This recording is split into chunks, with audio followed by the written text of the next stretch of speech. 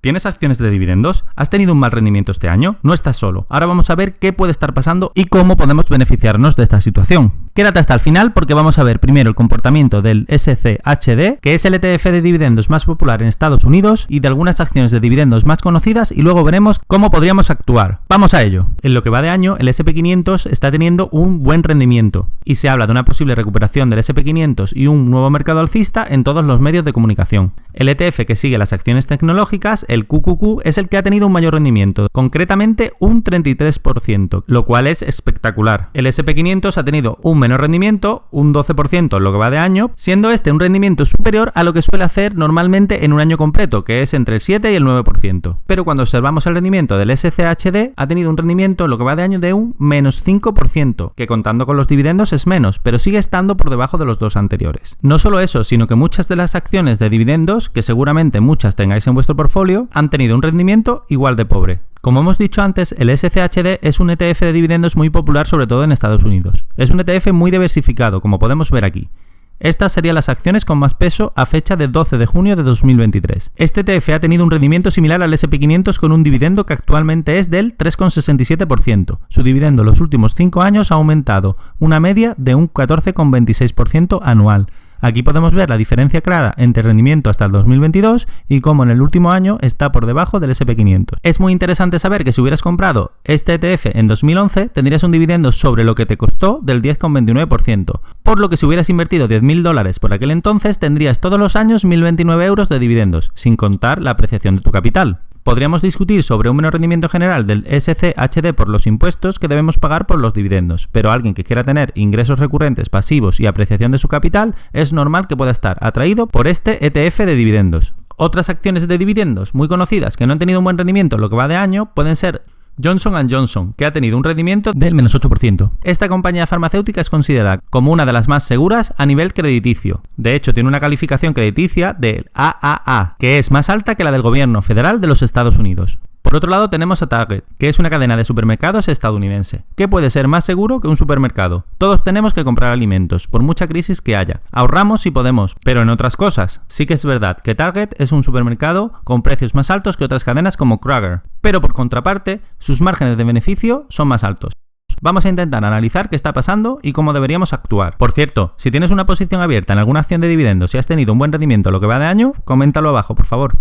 Para comprender realmente lo que está pasando, tenemos que darle la vuelta y ver por qué el S&P 500 está teniendo tan buen rendimiento. El S&P 500, en lo que va de año, que son 6 meses, ha tenido un rendimiento igual o superior a lo que normalmente tiene en un año. Pero realmente, ¿a quién se debe esta subida? Hasta ahora se debe al gran rendimiento que han tenido las 8 compañías más grandes del S&P 500. Y nos podríamos preguntar, ¿cómo 8 compañías pueden mover un índice de 500? Pues muy sencillo, porque estas 8 compañías, Meta, Alphabet, Netflix, Amazon, Apple, Microsoft, Nvidia y Tesla, tienen un peso del 30% de dicho índice, en contraste con un 70% de las otras 492 compañías. Lo voy a repetir, un 30% en 8 compañías. En mi opinión, son compañías que dominan el mercado, que tienen una amplia ventaja competitiva, un foso o moat, como se dice en Estados Unidos, y que han estado muy infravaloradas durante un tiempo. De ahí que cuando estas compañías han caído con fuerza durante el año 2022, todas, excepto Apple, que se corrigió levemente, se han notado mucho las caídas del índice y viceversa. Aquí, en este gráfico, podemos ver claramente las caídas. Para ilustrarlo mejor, observa este gráfico que compara 7 de estas compañías con el resto del S&P 500, y hay una diferencia enorme. Pero vamos a ir más allá, y a preguntarnos si es algo que depende de los sectores.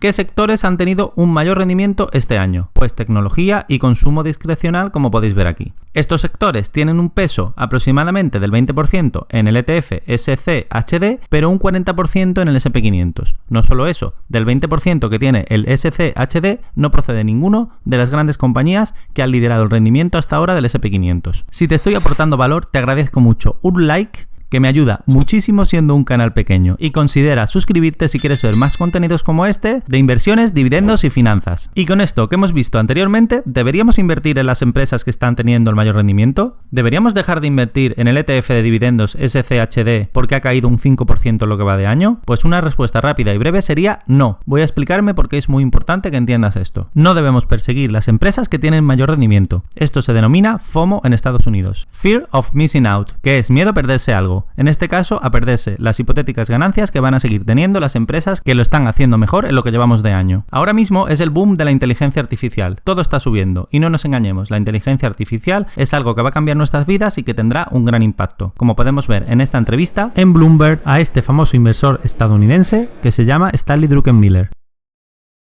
So, recession or no recession, though, one thing that's interesting, and you included, a lot of people are very encouraged by certain areas of the market, particularly the AI boom. There's always stuff to do. We had a hard landing in 74, 75 in chemicals and oils, and that stuff did great. I'm sorry, go ahead and answer your question. Well, do you think that all of AI makes it through this recession, or do you think that some areas of the market, particularly in AI, start to look like they're in bubble territory? Well, all of AI is not going to make it through whether we have a recession or not, because they haven't separated the wheat from the chaff yet.